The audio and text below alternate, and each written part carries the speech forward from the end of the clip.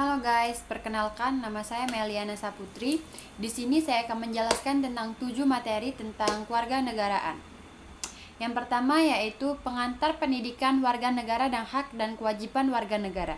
Studi tentang hak, kewajiban, dan tanggung jawab warga negara dalam konteks kehidupan berbangsa dan bernegara. Bertujuan yaitu untuk membentuk warga negara yang cerdas, bertanggung jawab, partisipatif, dan memiliki kesadaran akan hak dan kewajibannya. Ruang lingkup meliputi pemahaman tentang Pancasila, Undang-Undang, Bhinneka Tunggal Ika, NKRI, dan hak kewajiban warga negara. Dan pasti-pasti dalam kehidupan berbangsa dan bernegara. Hak dan kewajiban warga negara itu adalah individual yang secara hukum merupakan anggota resmi suatu negara.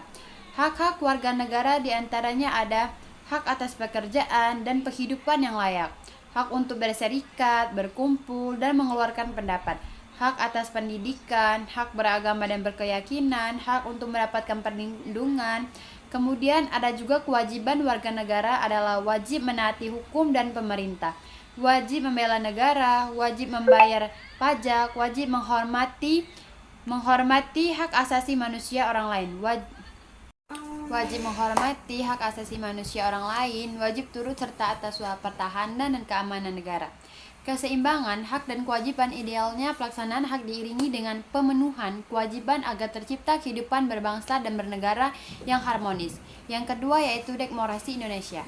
Pengertian demokrasi, sistem pemerintahan dari rakyat untuk rakyat. Kekuasaan tertinggi berada di tangan rakyat. Sejarah perkembangan demokrasi di Indonesia. Masa revolusi kemerdekaan, masa demokrasi liberal, masa demokrasi terpimpin, masa Orde Baru, masa reformasi, dan prinsip-prinsip demokrasi Pancasila, yaitu adalah kedaulatan rakyat dan hukum yang berkeadilan, kebijaksanaan, permusyawaratan dan perwakilan, ketuhanan yang Maha Esa, kemanusiaan yang adil dan beradab, persatuan Indonesia, kerakyatan yang dipimpin oleh hikmat, kebijaksanaan dalam permusyawaratan perwakilan, keadilan sosial bagi seluruh rakyat Indonesia. Terus ada demokrasi Indonesia yaitu legislatif, yaitu DPR dan DPD. Eksekutif yaitu presiden dan wakil presiden, kabinet, yudikatif yaitu Mahkamah Agung, Mahkamah Konstitusi, Komisi Yudisial, dan penyelenggaraan pemilu yaitu KPU, Bawaslu, partai politik yaitu media massa, organisasi, masyarakat sipil, partisipasi warga negara dalam demokrasi, menggunakan hak pilih dalam pemilu, menjadi anggota partai politik, berpartisipasi dalam organisasi masyarakat sipil, menyampaikan aspirasi melalui berbagai saluran, mengawasi jalannya pemerintah, hak asasi manusia yaitu HAM. Yang ketiga yaitu HAM adalah hak-hak dasar yang melekat pada diri sendiri manusia sejak lahir sebagai anugerah Tuhan Maha Esa yang bersifat universal, tidak dapat dicabut dan tidak dapat dibagi. Sejarah perkembangan HAM yaitu Piagam Madinah, Magna Carta, Bill of Rights, Deklarasi Kemerdekaan Amerika, Deklarasi Hak-Hak Manusia dan Warga Negara, Universal Declaration of Human Rights. Macam-macam hak sipil dan politik, misalnya hak hidup, hak kebebasan berpendapat, hak memilih, hak ekonomi, sosial, dan budaya. Misalnya hak atas pekerjaan, hak atas pendidikan, dan hak atas kesehatan. Hak perempuan, hak anak, minoritasnya yaitu perlindungan dan penegakan HAM di Indonesia, konstitusi, undang-undang tentang HAM yaitu lembaga-lembaga HAM, Komnas HAM, Pengadilan HAM, ratifikasi konvensi internasional tentang HAM.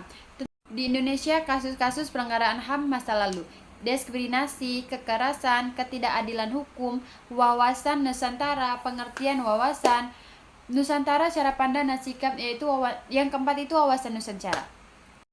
Yang keempat yaitu wawasan Nusantara. Pengertian wawasan Nusantara yaitu cara pandang dan sikap bangsa Indonesia mengenai diri dan lingkungan yang serba beragam dan bernilai strategis dengan mengutamakan persatuan dan kesatuan wilayah serta menghargai kebenekaan tunggal ikaan. Latar belakang wawasan Nusantara yaitu faktor geografis, faktor historis, faktor sosial budaya, asas-asas wawasan, kesatuan wilayah, persatuan bangsa, Bhinneka Tunggal Ika, kepentingan nasional di atas kepentingan daerah atau golongan, keadilan pemerintah, kerjasama keterbukaan, unsur-unsur wawasan Nusantara, atau geografi, demografi, sumber kekayaan alam. Pancagatra yaitu aspek sosial, ideologi, politik, ekonomi, sosial budaya, pertahanan keamanan.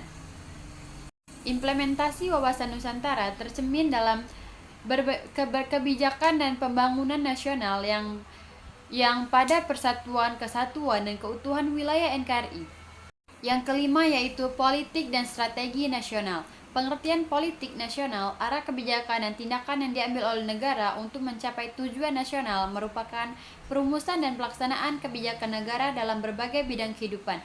Faktor-faktor dan pengaruhi politik nasional yaitu adalah ideologi negara Pancasila yaitu konstitusi undang-undang, kepentingan nasional, kondisi sosial ekonomi, budaya politik masyarakat, hubungan internasional, pengertian strategi nasional, cara atau rencana tindak yang terarah, terpadu, dan berkesinambungan untuk melaksanakan politik nasional dalam mencapai tujuan nasional.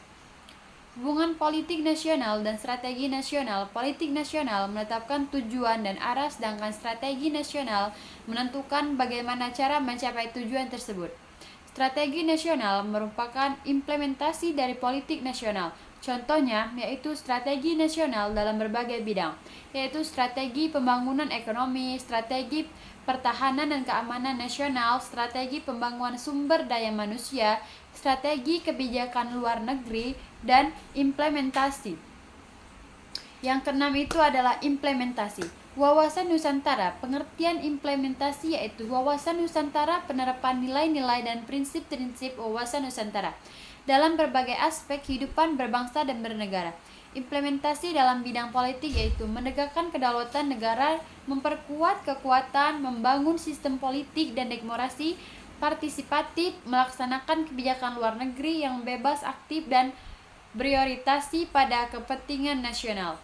Implementasi dalam bidang ekonomi yaitu mengembangkan sistem ekonomi kerakyatan yang berkeadilan, manfaatkan sumber daya alam secara bijaksana dan berkelanjutan, mewujudkan pemerataan pembangunan di seluruh wilayah NKRI. Implementasi dalam bidang sosial budaya yaitu melestarikan dan mengembangkan keanekaragaman budaya bangsa, memperkuat nilai-nilai persatuan dan kesatuan dalam masyarakat. Implementasi dalam bidang pertahanan dan keamanan yaitu mempertahankan kedaulatan dan keutuhanan wilayah NKRI, menciptakan stabilitas nasional, mengembangkan kekuatan pertahanan yang tangguh.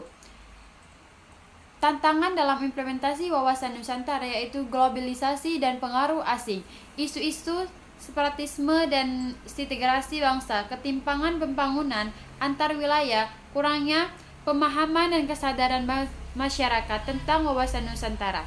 Sekian dari saya, terima kasih. Wassalamualaikum warahmatullahi wabarakatuh.